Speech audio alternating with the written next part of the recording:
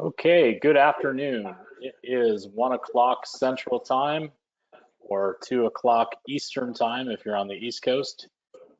My name is Damon Baker and I will be one of the moderators for today's webinar series entitled Accelerating Time to Market with Lean Product Development. It is my esteemed pleasure to introduce to you your panelist today, who is Cathy Biltz, who is the Vice President of Lean within the Lean practice at Lean Focus, and also the subject matter expert on the topic that will be covered today. A few logistical items to cover before we get started. You'll notice in the panel for the GoToWebinar system, there are handouts located. There are 3 handouts specifically that can be downloaded during this session. First handout is a handout regarding the Lean Focus consulting practice, which gives an overview of our service offerings that we give to our clients. There's also a handout entitled Lean Focus Content Licensing that goes into the details of our business system. And then lastly, related to this workshop in particular, is a Lean Product Development Workshop sell sheet that explains the methodologies that Cathy will be outlining on today's call. We ask that you please write down your questions and you can put them in the chat box. And when we get to the Q&A section at the end of today's presentation, I will be moderating the questions for Cathy so that she can answer your questions, and we'll try to get to as many of those by the top of the hour. So without further ado, I'd like to turn it over to Cathy, and she will begin her presentation. Cathy? Thank you, Damon. Good afternoon, everyone. It's a pleasure to be with you here today, and I'd like to welcome you to our Lean Focus webinar series. I am Cathy Biltz, and a little bit about me. I've had the really the pleasure to have a lot of years of experience in industry, and a good amount of that time was spent in product development, both in creating product development processes for my company as well as executing those. And for me, this is an area that is so important for companies and can set you up for success or failure depending on how well you do it. Just a reminder that the material that we're covering today is proprietary to Lean Focus. So a brief agenda. I'll talk a little bit about Lean Focus, our company, and what we do. Then I will give you an overview on Lean Product Development, LPD, both the process and the tools.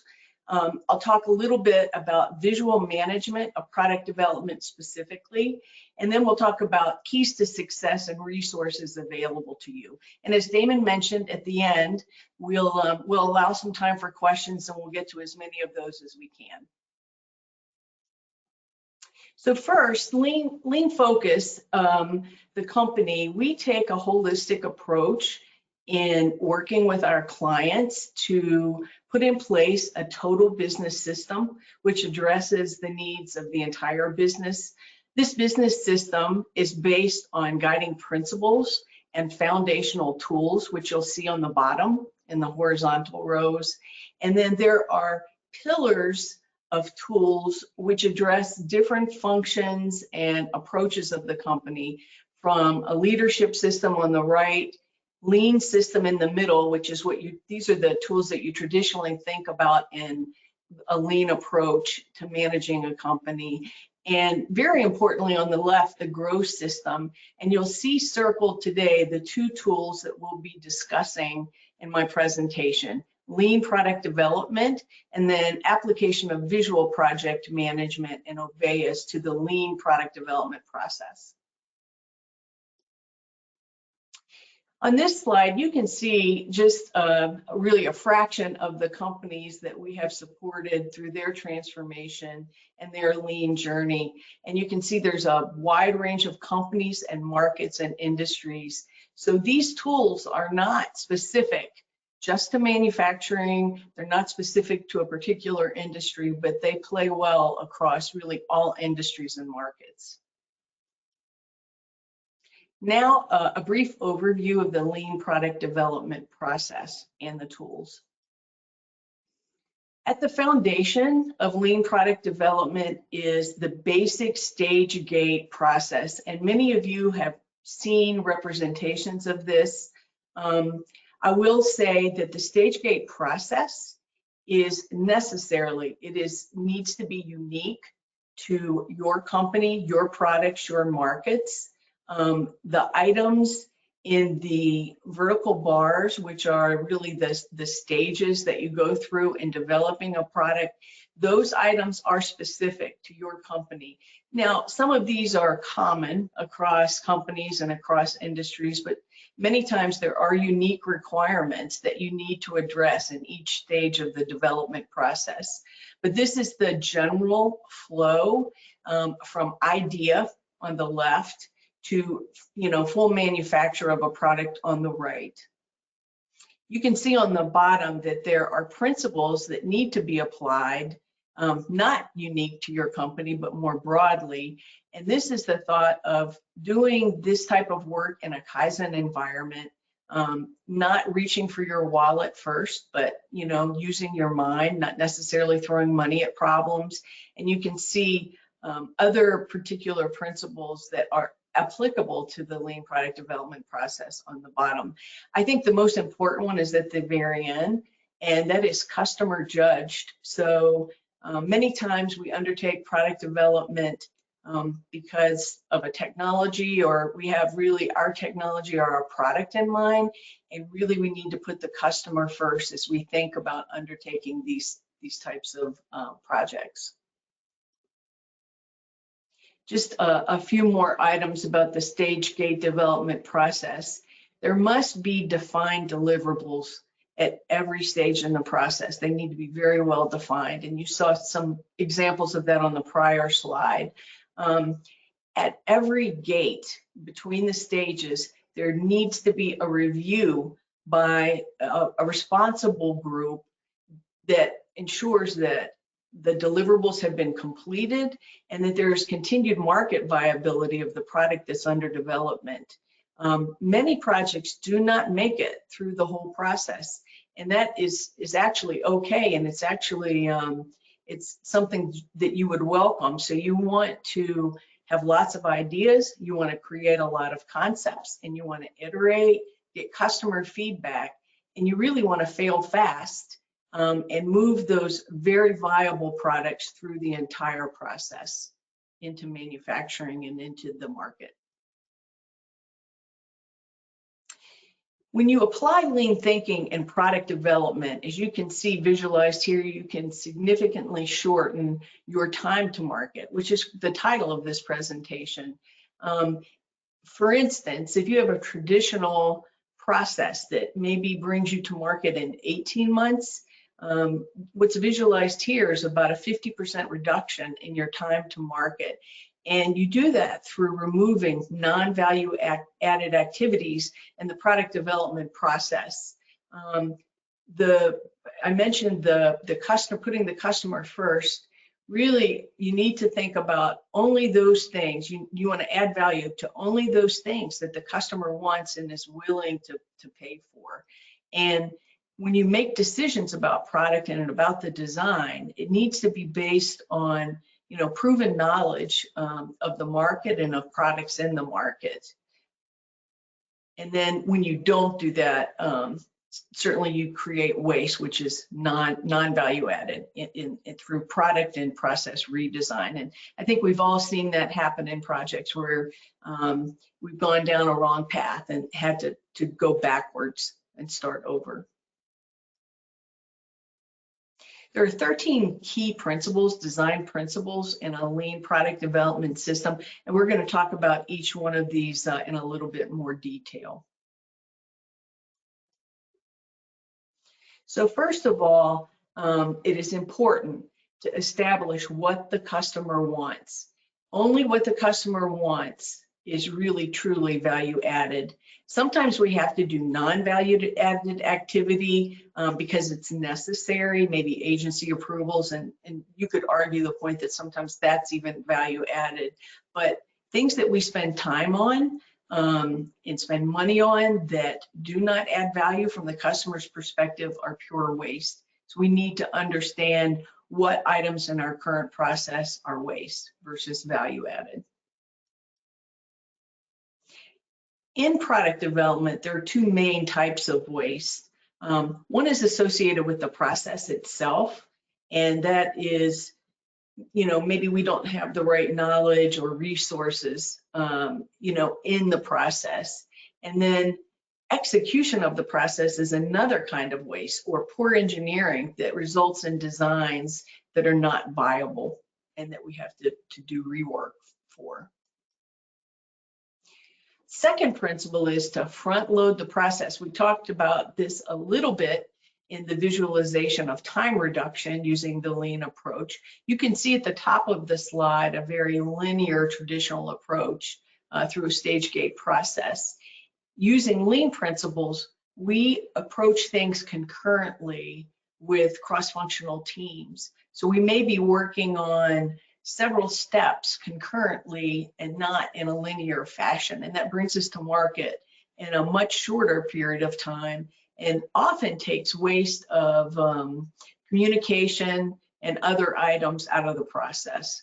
So front loading is important. What you see here is a depiction that we call a value stream map. And traditionally you see these types of maps used in manufacturing to help pull waste out of the system, but it's really applicable in the product development process as well. And the key takeaway here is you want to have processes broken up into steps, the microprocesses broken up into steps that can be level loaded. So for instance, in this picture, if process 3 in the product development process took 3 months, and every other process in every other of the microprocesses and the overall process took days, we're going to have a bottleneck at step 3. So really breaking the product development process down into manageable steps can allow you to have flow and to move faster through the development cycle. The fourth principle is around standardization.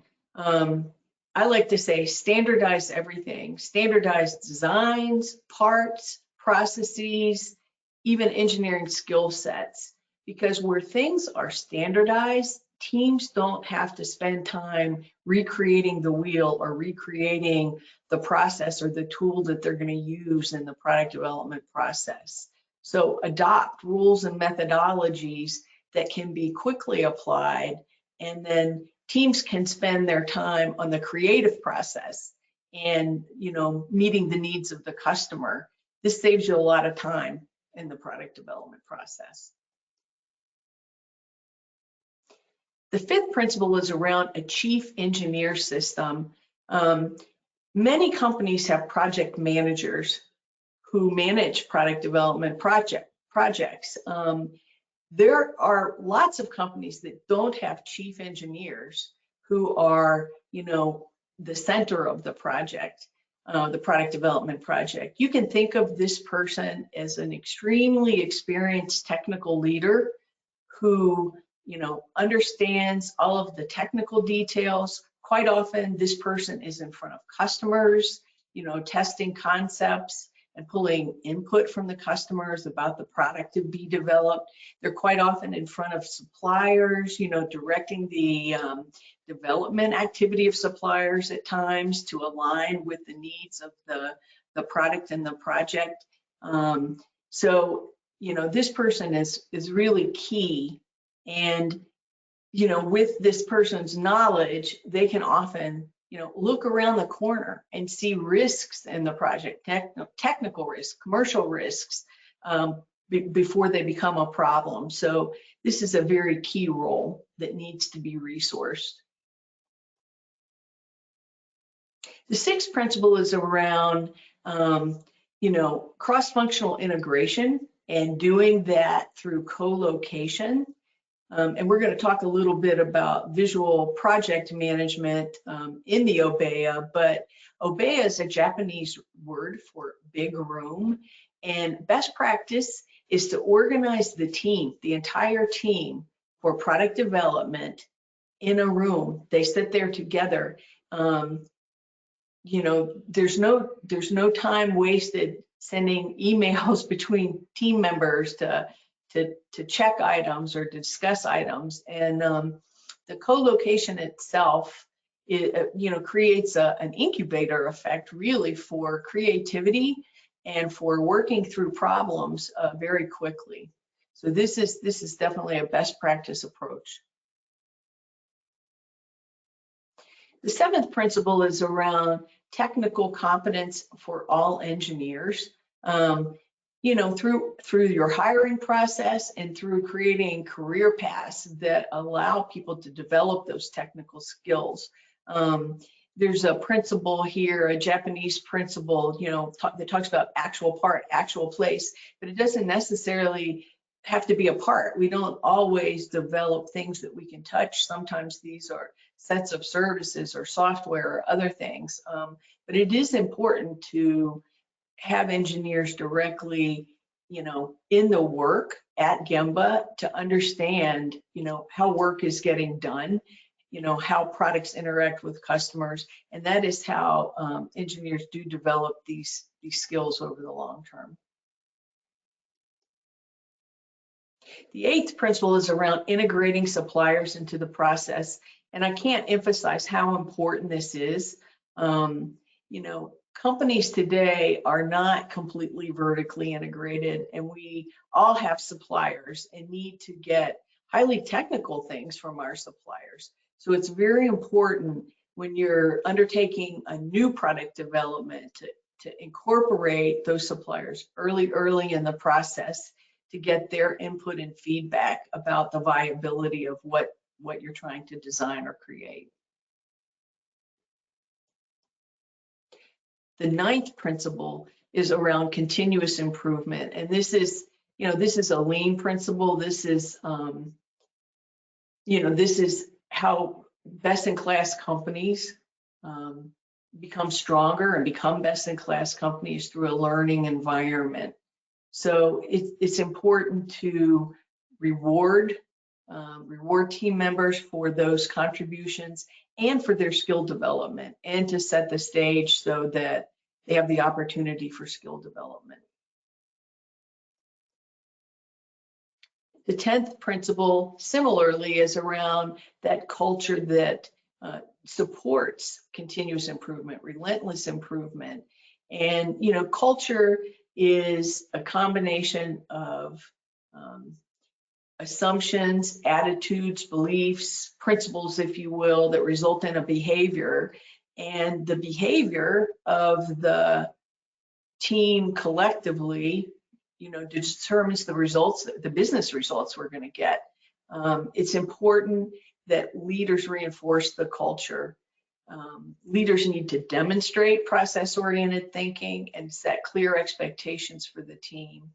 So it takes time to create a culture of excellence, a culture of continuous improvement, but it's well worth doing because those best-in-class companies have done just that, and that's how they get the results they get.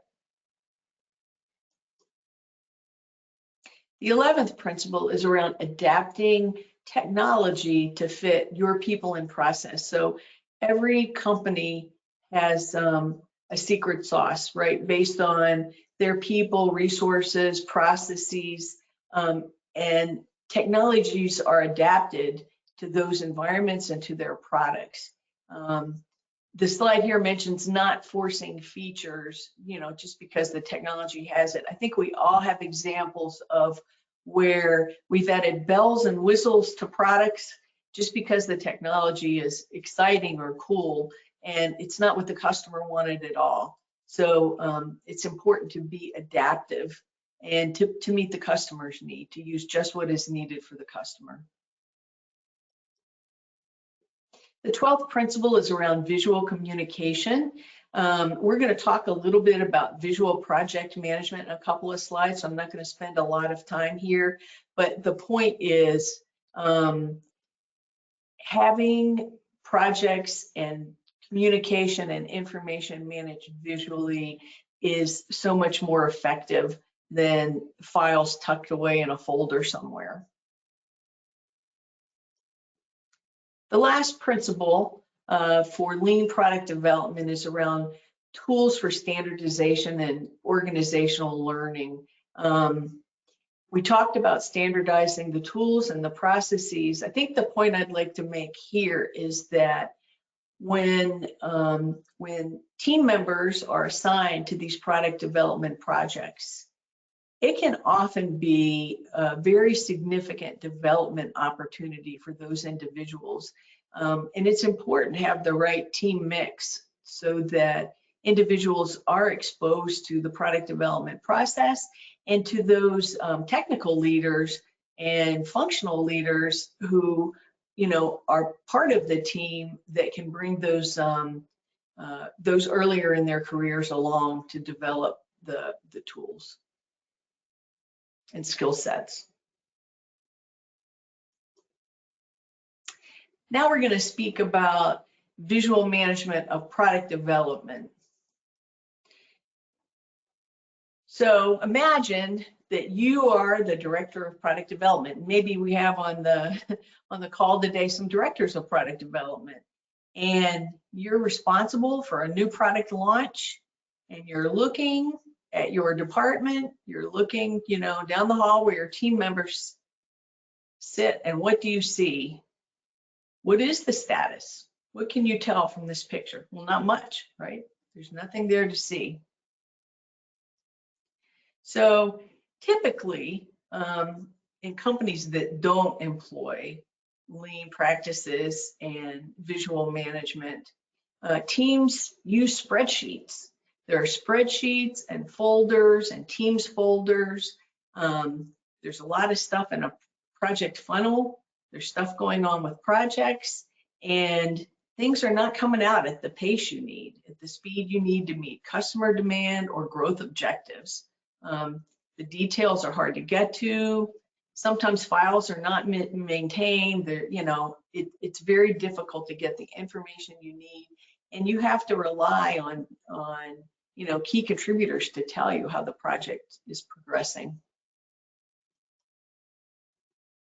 So visual management of projects can be used for many different kinds of projects, but it is particularly well suited for product development. You can see in this overview some of the benefits that visual project management brings. So, earlier when we talked about the overall tool set that Lean Focus can bring to your company, and we talked about in the growth pillar, the lean product development tool, as well as the visual project management tool. This is the second tool that was circled. So we can help you with visual project management as a general topic, but the point here is it's very well suited for product development. And we have an approach that we can bring to help you implement visual project management for your product development projects. Here you get a sense of what visual project management looks like in that product development OBEA.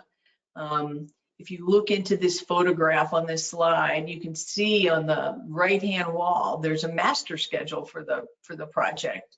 On the far wall, you might see the daily management boards, the 4-week daily management boards. There are rules posted around how the team engages with the information and with each other. There is a cadence that will be set up for different types of reviews, whether it's the master schedule or a review of risks or a review of open issues. And again, that standardization is so important. So people follow the cadence and the issues get resolved much more quickly. Here's the depiction of what the room might look like. You saw a picture of this earlier, but it was smaller. So the team is sitting in the room, and we have visual indicators of, are we on track? Are we not on track? Green is good, Red is also good, but it means that it needs attention.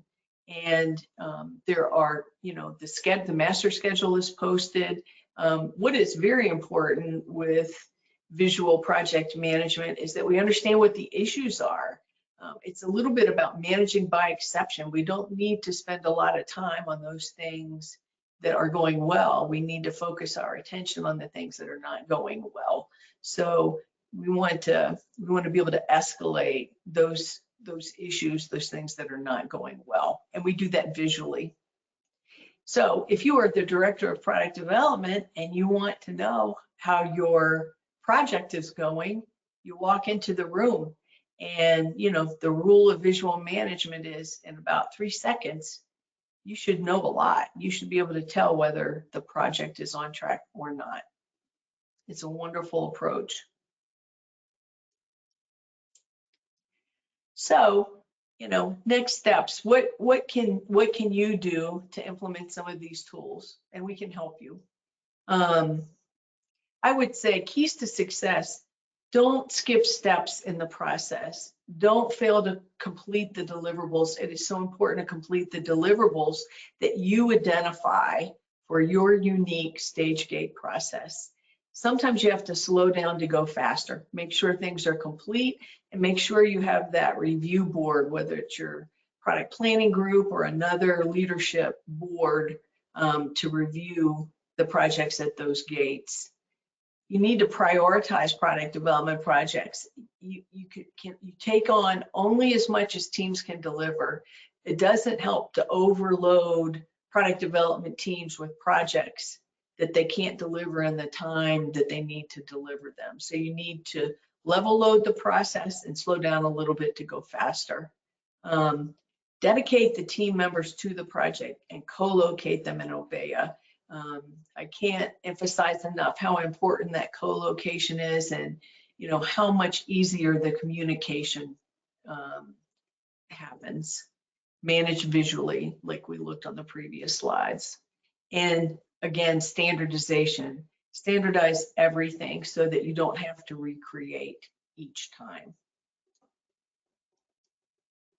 Here's some recommended reading for you.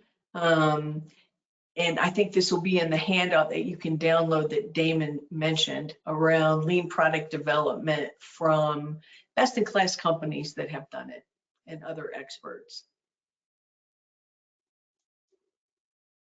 And then a closing thought from Henry Ford.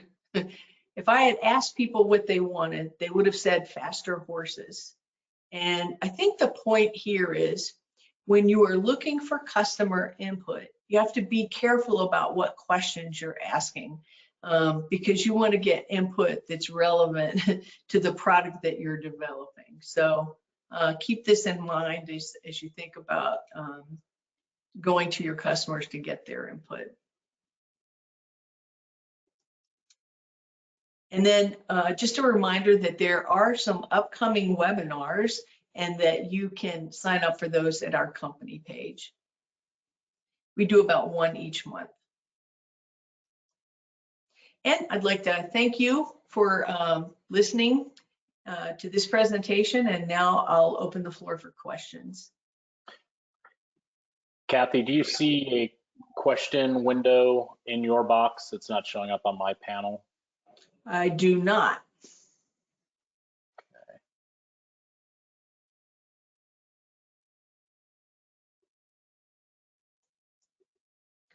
Oh, I do now. Okay, I can see them.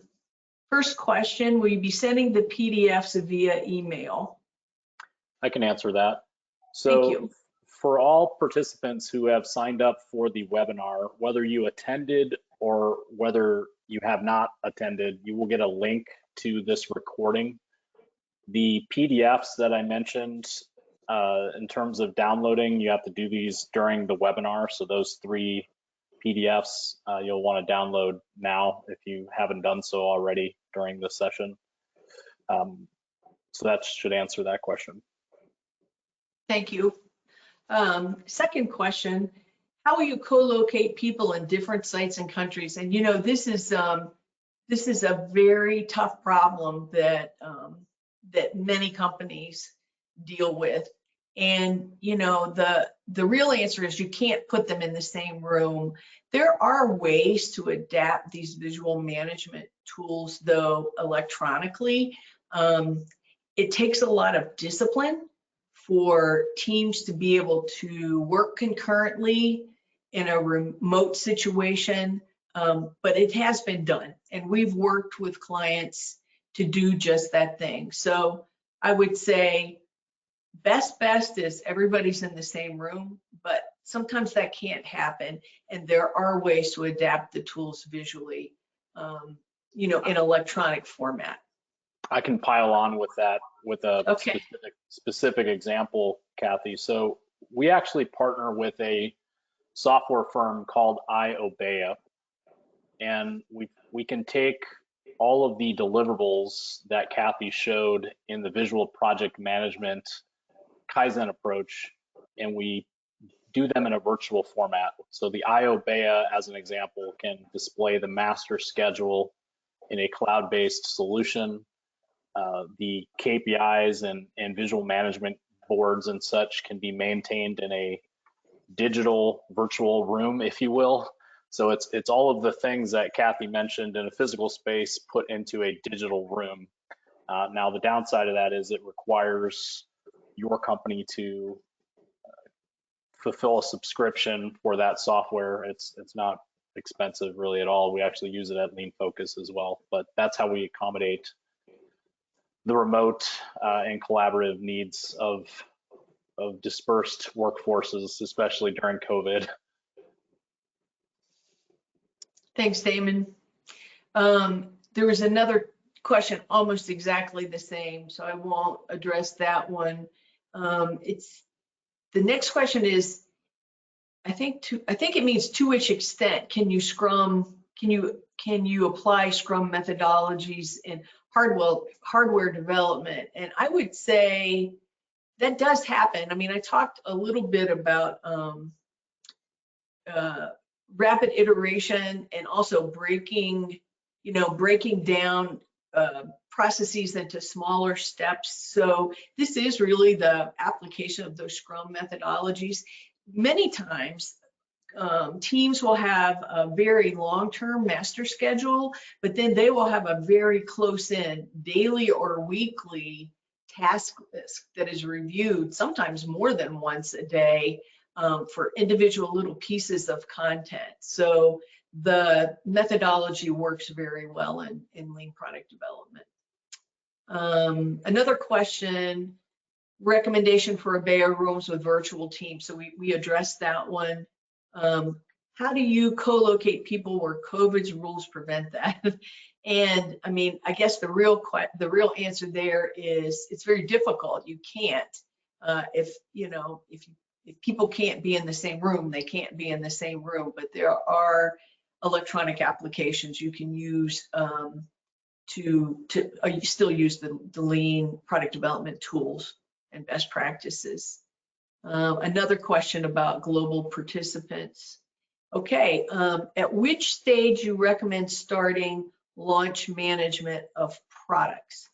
And I'm not sure exactly what this question means. I think it means where do you start project management? At the very beginning, and it's just a matter of which team members are participating, and the ideation stage, your first stage, maybe the team is much smaller. I kind of recommend the chief engineer is a part of the project at every stage. So, you manage the project from a very beginning. Once you start to add significant resources in like stage 2 or 3, depending on how your stage gate process looks, you definitely want to have more rigor around project management. I don't know if that answers the question. I'll pile onto that one just in case there was a commercial flavor to what they were asking. One of the common challenges I see a lot in product development is a failure to involve the commercial organization during the development process. Sales and marketing, product management, those would be sort of the 3 functions historically that I see sort of get involved too late. So what happens is the product gets launched and things like the value proposition, the marketing materials, how to handle objections, the spec sheets, the fight sheets, the competitive points of differentiation. I can go on and on about the list of commercial artifacts needed to commercially launch a product. They're kind of treated as an afterthought. So what Cathy mentioned earlier is part of the beauty of LPD is doing these things concurrently and working in teams.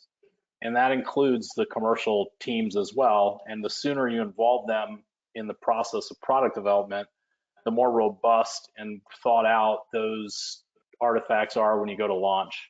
And then playing off of the principle of standardization, you want a launch checklist. Like when you launch in a market, what are all the things you have to do? Update the website, update the item master, update all the marketing materials, so on and so forth. So if that's a fire drill each and every time, you're asking for it.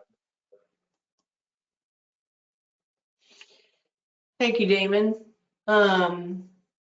Next question, what is your process for lean VOC? VOC means voice of the customer, and we do have a tool. There is a formal tool for capturing voice of the customer. I don't know that we'll go into a lot of detail about it here, but that is a tool that we can help you implement. Next question, what can a company do if they don't have a chief engineer? And that's kind of a tough one. I mean, I guess if there are, a group of people that can each play a part of the role, certainly there should be at least a collection of people that can play that role together. It's just important that they understand that they have to work together to accomplish what needs to be accomplished in leading the product development team. Yeah, so there's a famous example that's talked about in the Toyota product development system book that Cathy mentioned. And it outlines the Toyota Sienna project where the chief engineer, using Toyota's language, actually spent a year on the road living with families, seeing how vans were used. And the chief engineer was, think of it like the P&L leader for the project to launch a Sienna minivan. So the problem that's trying to be solved in an organization with the establishment of this role is an individual or a group of folks, like Cathy said, that the buck stops with those people. They own it. All things related to that product or that program or that development project ultimately flow up to that individual or that committee or whomever, but it's not left sort of unknown who has the responsibility for decision making. And that's what we see in a lot of these programs is those responsibilities are just unclear. So decisions don't get made or delays happen or the wrong decisions are taken because it's not clear who has responsibility. Good, thank you. Here's a question. Do you also have experience regarding PLM software consulting? So this is product line management. PLM, I think, is product line management. So Damon, you were talking about IOBay. I think this is related to that. So PLM is normally product lifecycle management, or PLCM, product lifecycle management. So we have within the growth toolbox what we call product manager toolkit. Contained inside of it are tools for product lifecycle management. Things like your 3 to 5 year technology roadmap, your 3 to 5 year product roadmap, your end of life plan, those kinds of things. We don't have software that we recommend for that. There's tons of it out there, so we're not advocating one or the other. We more think of it as these are best practice processes in product management that need to be incorporated in your business to have effective PLM as a company. And I would say that that's a common area where a lot of companies fail. They're good at creating products, but they're not good at killing products. So, the strategy around the portfolio is woefully under-resourced. So. Good, thank you. So this next question, golly, it's familiar to me. It says, our time to market typically slows down due to quality testing. How should companies find the right balance on quality rigor versus speed to market? Is it more nuanced requirements for quality testing? So, this is a situation I would say many companies face. And it's back to that understanding what really adds value for the customer. And then also, what risks do you have? And, it depends on your product and your market and the application. You want to make sure that you're testing the performance or the functions that are important to the customer, whether that's agency approval or medical approvals or whatever. And then you also want to be able to manage risk. So I think it is taking a hard look at that with the chief engineer, with a group of experts to understand what does the testing really need to look like for a given product development. There's no black and white answer there, but it does take, a group of experienced individuals to balance, risk versus reward. Then there was a comment around the commercialization plan. David, this is just an agreement with what you talked about, bringing, everything together in the project, including the ROI calculation. That's right. Then a question, to what extent is an existing continuous improvement culture a prerequisite for lean product development success? What if there's no real continuous improvement culture yet? This is a great question because I believe lean product development is a great place to start.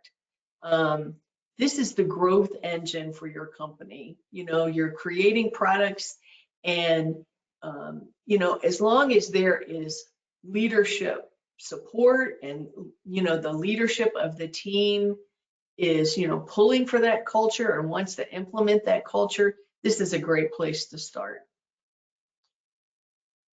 Next question, launch management means to realize a production line. I recommend to involve industrial engineering, production, logistics in the beginning of the design phase. What is your opinion? What are the main problems to introduce such an early start? And this is from Oliver. And Oliver, I agree, I would say from the concept design phase or stage, whatever that is for your company, you do need to have all of the functions that you mentioned involved.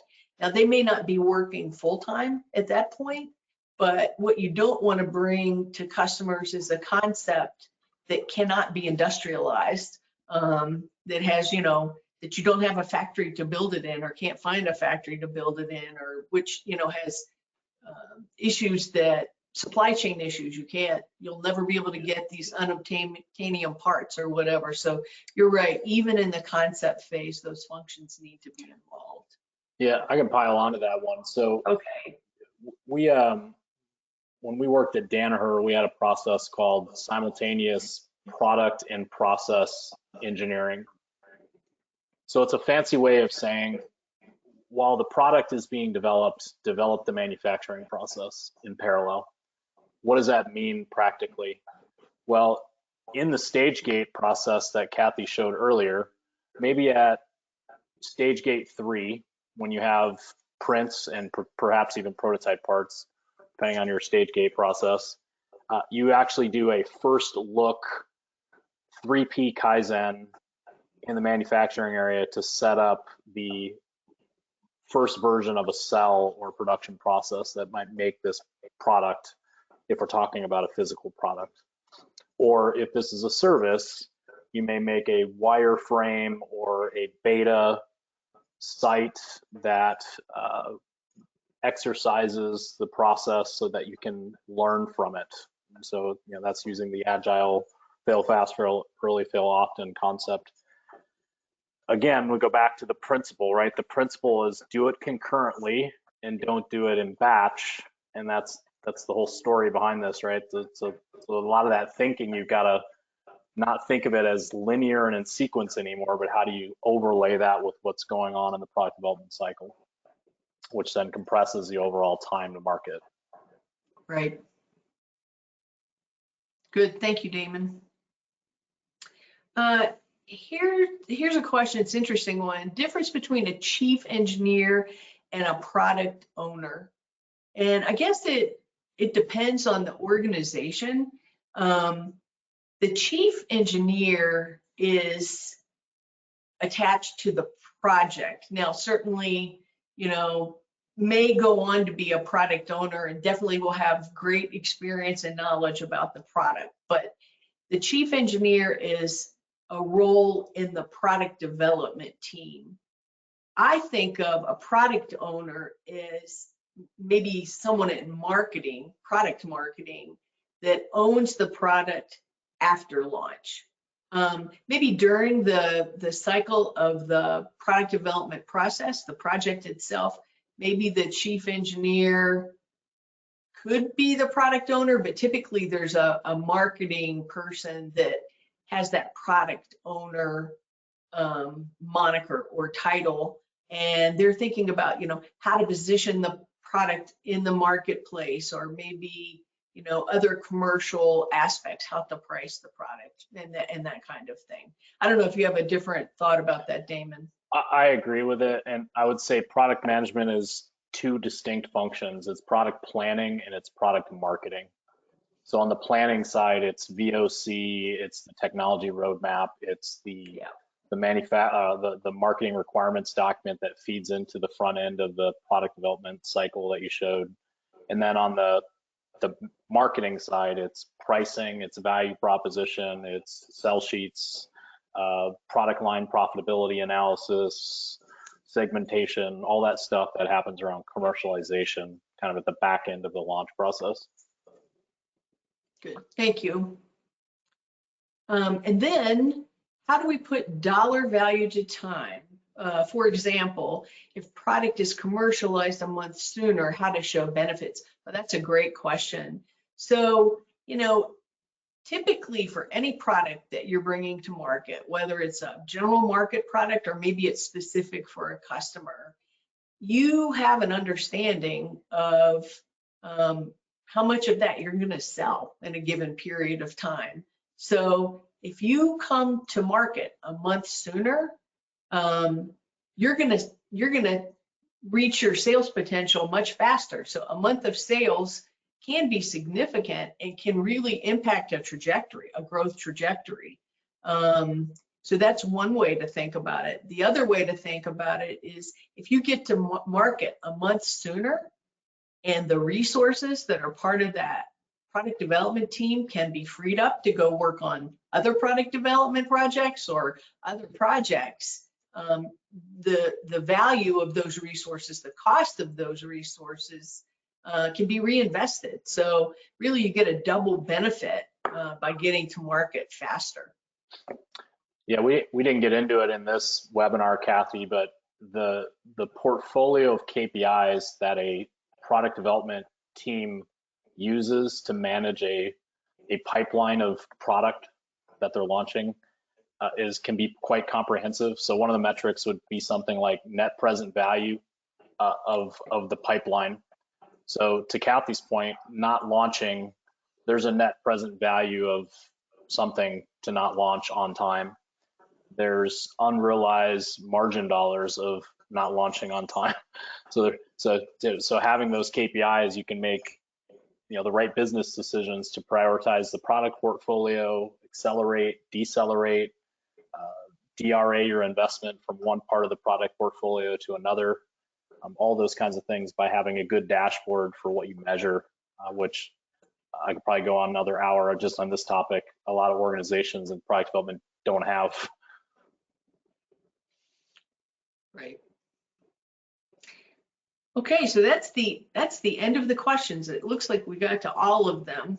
I'd like to thank everyone today for joining, And we hope to see you again in another webinar in the near future. Thank you.